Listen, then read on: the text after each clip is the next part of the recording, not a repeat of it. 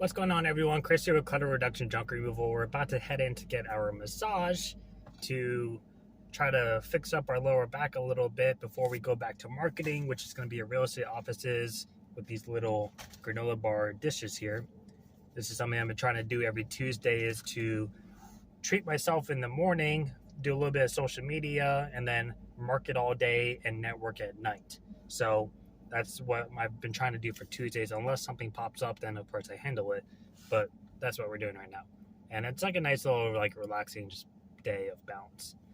But something I want to talk about super quick is probably the most important tip that I've heard and that I recommend for marketing. And it's not where to market to or what to market or who to market to.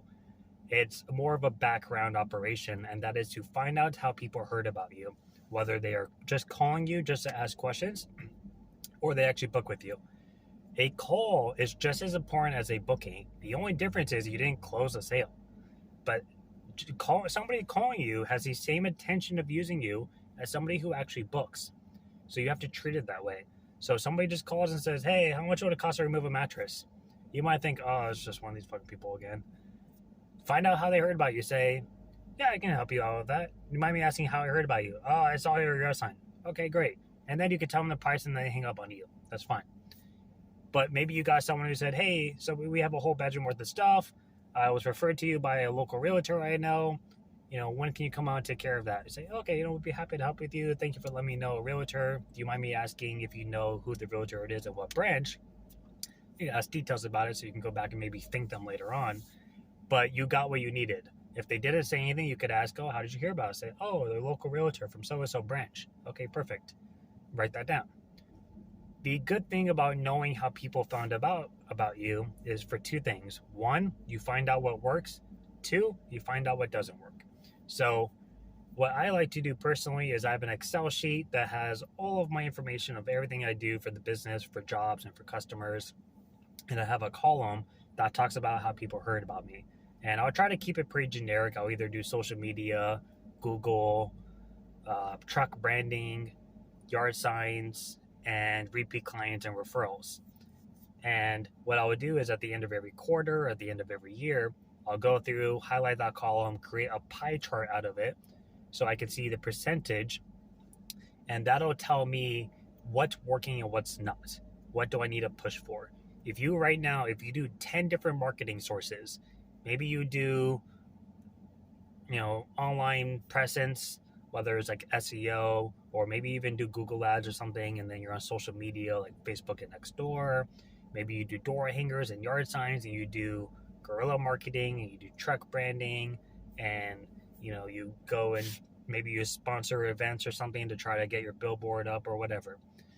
Let's say out of all those things, maybe the yard signs and the door hangers do the worst, right? They bring in the most minimal amount of jobs or just calls in general. Maybe that's something you need to consider. Okay, well, both of those aren't free. They take time, which costs money.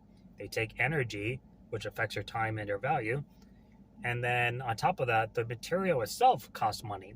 Door hangers and yard signs are free. They're not super cheap, but they're cheaper than other sources. So maybe you want to say, okay, I spend about $600 a month on those two things. Maybe I should put that $600 towards my Google ads and kind of help push that because that does well.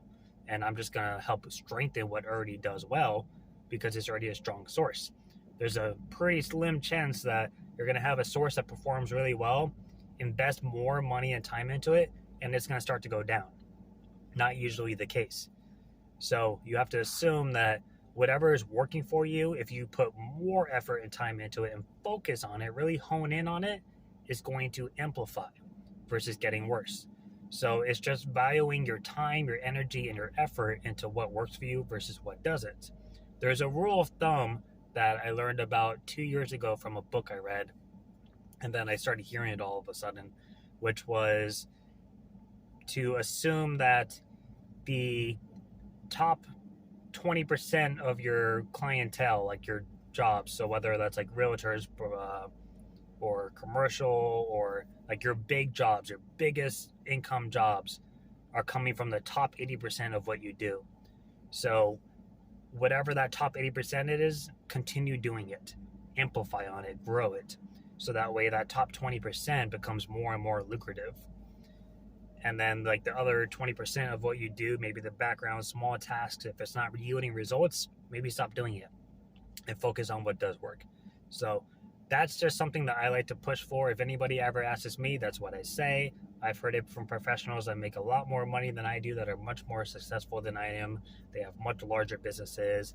You hear it all the time. Find out how people heard about you. People know about it. It's a common thing, but a lot of people just don't do it, or they don't think about it, or they forget. It is a very important tool to remember. If somebody calls you and says, hey, I need this done, just simply ask, yes, be happy to take care of that for you. How did you hear about us?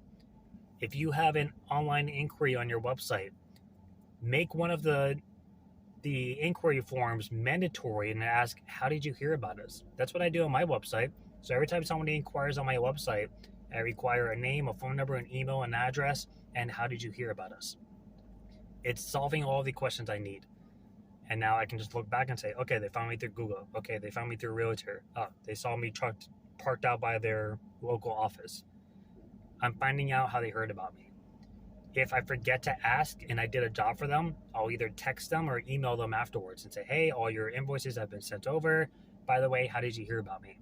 You just forgot to ask, right? Or while you're there doing the job, before you do payment, you walk away, ask them, right? Somebody calls you on the phone. Make that like a part of your pitch. Say, hi, this is Chris from Clutter Reduction Junk Removal. How may I help you? Oh, hi, I was just wondering, do you pick up mattresses? I say, yes, we do. I'd be happy to take care of that for you. By the way, how did you hear about us? Oh, I just saw your yard sign that says junk removal. I wasn't sure. Absolutely, no problem. Yes, we take mattresses. May I ask where you're located, and then continue on.